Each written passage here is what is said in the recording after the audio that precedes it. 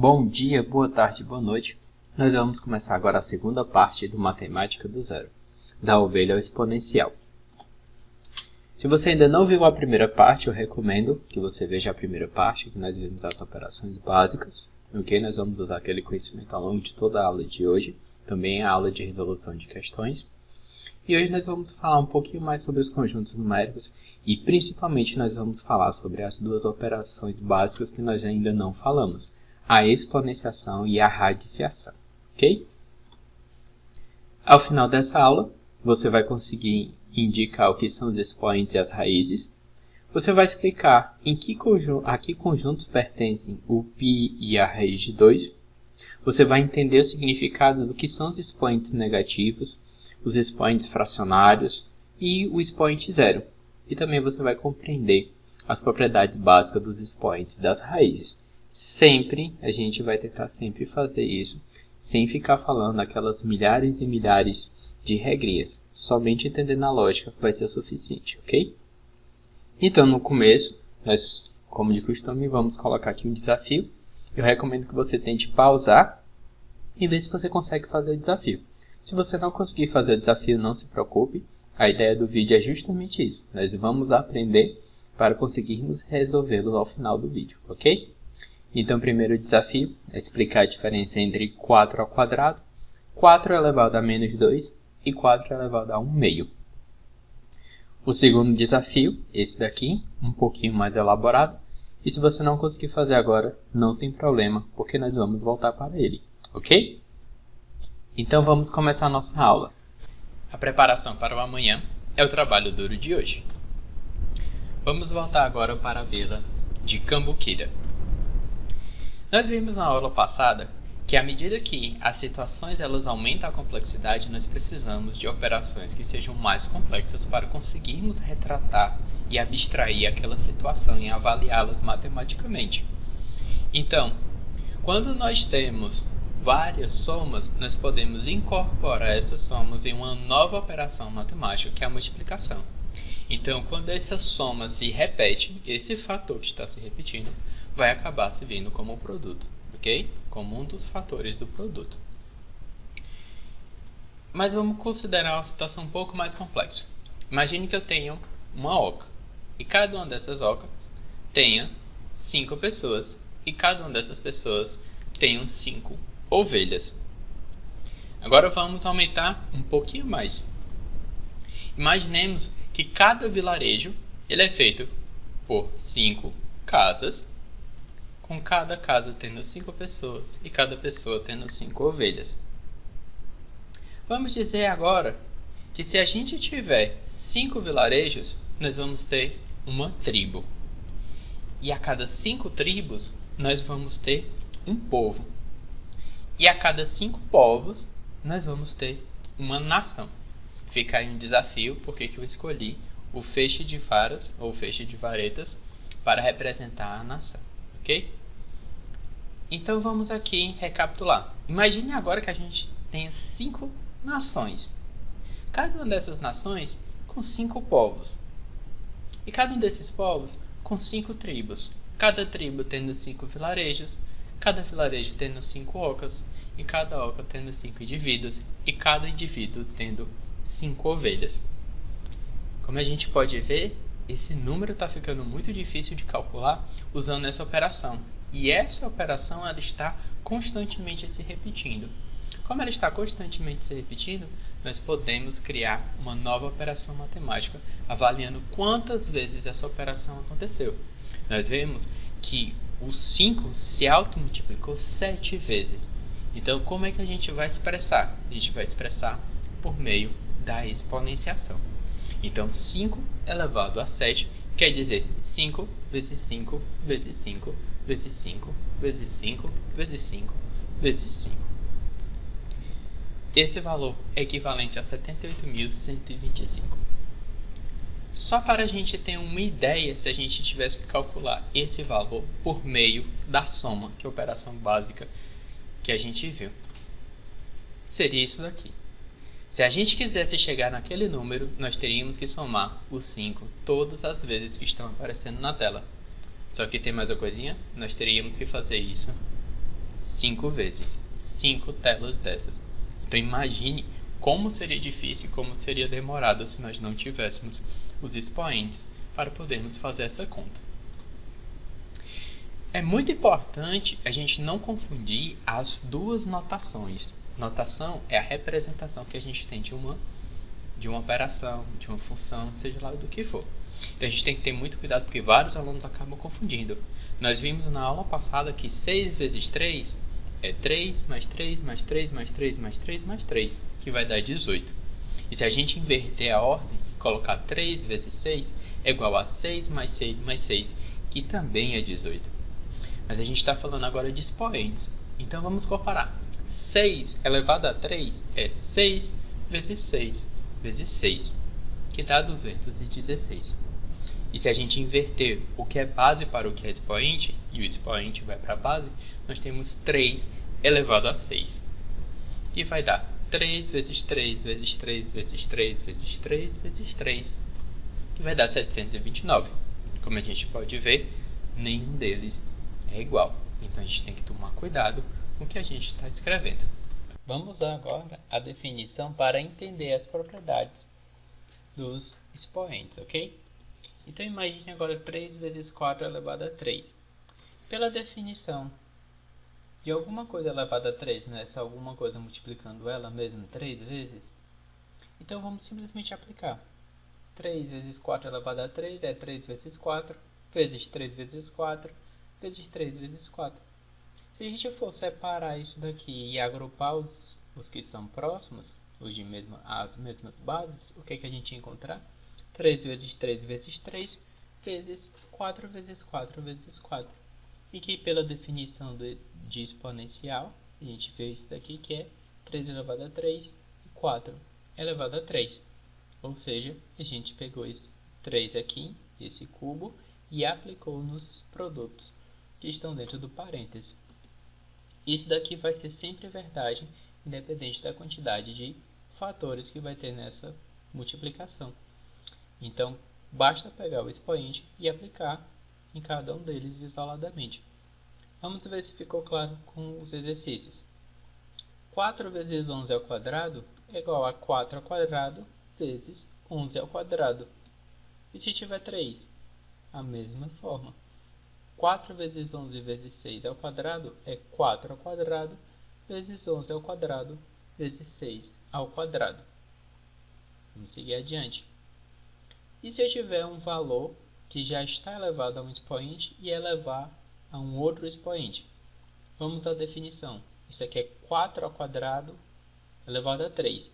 Todo número elevado a 3 é o quê? Não é ele vezes ele vezes ele? Então a gente simplesmente usou a definição. Vamos agora à definição de 4 ao quadrado. 4 vezes 4, vezes 4 vezes 4, vezes 4 vezes 4. Se a gente for contar, a gente tem 4 elevado a 6. O que foi que aconteceu? Pela própria definição, a gente descobriu que quando eu tenho um número elevado a um expoente que também está elevado a um expoente, basta a gente multiplicar os expoentes. Então, 2 elevado a 4 elevado a 3 é igual a 2 elevado a 4 vezes 3, vai ficar 2 elevado a 12. Vamos continuar aqui. 3 elevado ao quadrado vezes 3 elevado a 5, pela definição, como é que vai ser? 3 vezes 3, e essa daqui, 3 vezes 3 vezes 3 vezes 3 vezes 3. Que se a gente for contar, vai ser o quê? 3 elevado a 7. Então, quando a gente tem a mesma base, que está multiplicando um ao outro, basta a gente somar os expoentes. Vamos usar aqui um exercício para ver. 5 elevado a 3 vezes 5 elevado a 4 igual a 5 elevado a 3 mais 4. 5 elevado a 7. E se a gente tiver o mesmo expoente e bases diferentes? Vamos usar a definição para ver como é que vai ficar. 5 elevado a 3 é 5 vezes 5 vezes 5. E 3 elevado a 3 é 3 vezes 3 vezes 3. Eu consigo juntá-los? Não. Então, eu não consigo usar isso daqui, simplesmente porque as bases não são iguais. Então, cuidado para não confundir. A gente soma quando as bases são iguais e a gente acaba somando sempre os expoentes. Tá, mas e agora, e se o expoente for negativo? O expoente negativo quer dizer que o resultado final vai ser negativo? Não. O expoente ainda não estava falando quantas vezes aquele fator estava se multiplicando. Eu coloco um sinal de negativo para inverter essa ideia e explicar quantas vezes aquele fator está se dividindo. Então, 4 elevado a menos 1 é a mesma coisa que dividido por 4. Ao invés de multiplicado por 4, é dividido por 4. Tá, mas isso é se fosse em relação a menos 1. E se fosse outro valor? Então, a gente usaria na mesma definição. Seria o quê? Seria 4 dividido pelo quê? Por 4 ao quadrado. Uma forma bem simples de avaliar as questões é simplesmente inverter a base. Quando eu for inverter isso daqui, ó, essa minha base ela vai virar um denominador de uma divisão e o meu expoente que está negativo ele vai ficar positivo. Isso vai servir para qualquer valor. Então, quando eu tenho uma base elevada a menos b, eu posso simplesmente jogar o b para baixo da divisão, o a jogar para baixo da divisão e o b vai ficar positivo. Dessa forma. A gente pode fazer o inverso? Pode sim. Quando eu tenho alguma coisa e a base aqui, a base daqui, eu estou elevado a um valor negativo, eu posso jogar essa parte para cima e agora o meu expoente vai ficar positivo. Vamos ver com algumas questões. 5 elevado a menos 2 vai ser o quê? Vai ser 1 sobre 5 elevado a 2. E 5 elevado a 2 é 5 vezes 5, que é 25. E 10 elevado a menos 3, do mesmo jeito, é 1 sobre 10 elevado a 3. Inverti e troquei o sinal, que vai dar o quê? Vai dar 1000. E se eu tiver assim? Se eu tiver um valor, certo? Elevado a um número negativo, e isso tudo elevado a um outro expoente. A gente não já viu antes que quando a gente tem uma base elevada a um expoente e isso tudo está elevado a um expoente, a gente simplesmente não multiplica os expoentes, continua da mesma forma. Vai ficar 3 elevado a menos 1 vezes 2, que a gente viu na aula passada, como é que a gente faz essa multiplicação, deixando o sinal negativo. Então isso daqui vai ser o quê? Vai ser 1 sobre 3 elevado a 2, que vai dar 1 sobre 9. Ok, e se for o zero? A gente já viu os positivos, já viu os negativos, e se for zero? Bom, se for zero, vamos pensar aqui comigo. Zero, não é a mesma coisa que 2 menos 2? Eu podia ter colocado 1 menos 1. Eu simplesmente escolhi 2 porque eu quis escolher 2. E pelo que a gente viu, quando eles estão somando os expoentes, a gente não poderia separar fazendo assim? Então fica 7 ao quadrado vezes 7 elevado a menos 2. Fernando, por que está fazendo isso? Daqui a pouco vai ficar claro. Usando a definição que a gente acabou de ver, quando tem um expoente negativo, isso daqui vai se tornar o quê? Isso aqui vai se tornar um denominador de uma divisão. Então vai ficar 7 ao quadrado vezes 1 sobre 7 ao quadrado. Na hora que eu inverti, o sinal do expoente mudou. 7 ao quadrado sobre 7 ao quadrado vai dar quanto? Vai dar 1. Fernando, por que tu não disse logo que era 1? Porque a gente tinha que entender por que deu 1. E se fosse uma outra base ou um outro expoente ao invés de 2? Seria da mesma forma. Aqui embaixo fica fazendo com 8 e o expoente 3. Isso quer dizer que todo número elevado a zero é igual a 1. Cuidado para não confundir com todo número elevado a 1 é igual a ele mesmo. Tá certo. A gente viu positivo, negativo, zero. E se for fração? Se for fração, também não existe mistério nenhum. Basta agora a gente entender a definição de um número elevado a um expoente fracionário. E ela não é difícil. Quando a gente tem um número elevado a um expoente fracionário, basta a gente pegar o denominador desse número e transformá-lo no índice da raiz. O que é o índice da raiz? Índice da raiz é o número que aparece na frente da raiz. Mas, Fernanda, eu nunca vi. É porque quando a raiz tem o índice 2, ela é chamada de raiz quadrada e fica sem o índice. A raiz quadrada de 16 é 4. Então, esse valor aqui, o 16 elevado ao meio, é a mesma coisa que eu colocar a raiz quadrada de 16, que é 4. Mas, Fernando, o que é a raiz quadrada, o que é a raiz cúbica, o que é a raiz quarta, quinta, seja lá o que for? É simples. A raiz quadrada do número A é igual a B se o B ao quadrado é igual a A. Depois a gente vai fazer a aula, certo? O vídeo sobre essa aula usando apenas os conceitos que a gente aprendeu aqui, mas aplicando na resolução de questões. Então a gente vai ver que tem uma coisinha bem interessante nessa definição, quando a gente estiver falando sobre números negativos. E essa definição aqui é a mesma para raízes de índices maiores. Então a raiz cúbica do número A é igual a B se o B elevado a 3 é igual a A. A raiz quarta de A é igual a B se B elevado a 4 é igual a A. Ok? Então, a gente pode representar a raiz quadrada usando essa notação ou usando essa notação. Da mesma forma, essas outras raízes. Então, a raiz cúbica pode ser representada assim, A elevado a 1/3, e a raiz quarta pode ser representada assim, A elevado a 1/4. Quando a gente for resolver a questão, a gente vai entender porque é interessante a gente representar dessa forma. As questões são resolvidas de forma bem mais simples. Isso serve para qualquer valor. A raiz, A elevado a 1 sobre N é igual a raiz enésima de A. E se ela é igual a B, quer dizer que B elevado a N é igual a A. Vamos aplicar aqui para ver se ficou claro. 64 elevado a 1 meio, que é a mesma coisa da raiz quadrada de 64, é igual a 8. Por quê? Porque 8 ao quadrado é igual a 64. 125 elevado a 1/3, que é a mesma coisa que a raiz cúbica de 125, é igual a 5. Por quê? Porque 5 elevado a 3 é igual a 125.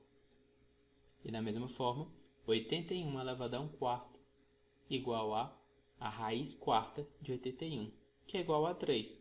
Por quê? Porque 3 elevado a 4 é igual a 81. Vamos guardar isso daqui para usar mais na frente, ok? E se o valor não for exato? Se o valor não for exato, a gente começa a ter que usar outros mecanismos para entender o que vai acontecer. Dá um exemplo. Quanto vale a raiz de 2? Se você colocar a raiz de 2 numa calculadora, você vai ver que ela vai dar 1,41 e vários outros números. Mas a gente vai pegar esse 1,41 e colocar de volta na calculadora e elevar ao quadrado, a gente vai ver que não é igual a 2. Para que a gente tivesse um valor que elevado ao quadrado desse 2, a gente ia precisar de infinitos números para colocar na calculadora. Porque esse valor, raiz de 2, ele não pode ser expresso como outros números que a gente já está mais habituado podem ser. Ou seja, os números naturais, os números inteiros e até mesmo os números racionais. Esses números que não podem ser expressos de uma forma simples, eles são chamados de números irracionais. Eles não podem ser representados por uma divisão.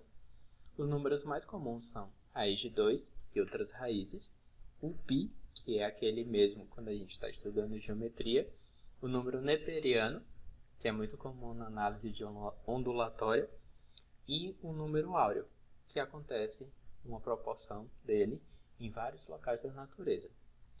E esses números fazem parte de qual conjunto? Eles fazem parte do conjunto dos reais. Então o conjunto dos reais ele tem os racionais e os irracionais, então não é o maior conjunto que existe. Não, existe um conjunto maior, mas esse é assunto para uma próxima aula. Agora a gente vai fazer o quê? Vai voltar para o desafio, e eu tenho certeza que agora ele deve ter ficado bem mais fácil. Primeira questão, qual é a diferença entre 4 ao quadrado, 4 elevado a 2 e 4 elevado a 1 meio? Bom, 4 ao quadrado, a gente já consegue fazer isso de letra, é igual a 16. 4 elevado a menos 2 é igual a 1 sobre 4 elevado a 2, que é igual a 1 sobre 4 vezes 4, que é 1 sobre 16. E 4 elevado a 1 meio, a mesma coisa que raiz de 4, que é igual a 2, sem problema nenhum. Agora a gente vai fazer a segunda questão, certo? Vamos fazer por parte, usando as definições que a gente aprendeu na nossa aula. Então, vamos começar aqui. O 8 ao quadrado é 8 vezes 8, 3 ao cubo é 3 vezes 3 vezes 3, e 10 ao quadrado é 10 vezes 10. O 2 a menos 2, a gente já viu que pode expressar dessa forma. A gente vai inverter, a base vai virar um denominador e o expoente vai ficar positivo. A gente vai fazer o que agora com esse 5 elevado a menos 1 ao quadrado? Bom, a gente já sabe que é igual a 5 elevado a menos 1 vezes 2, vai dar menos 2. E essa parte aqui, ó, agora é importante, eu vou pegar essa raiz cúbica e vou expressá-la de forma fracionária, como expoente fracionário.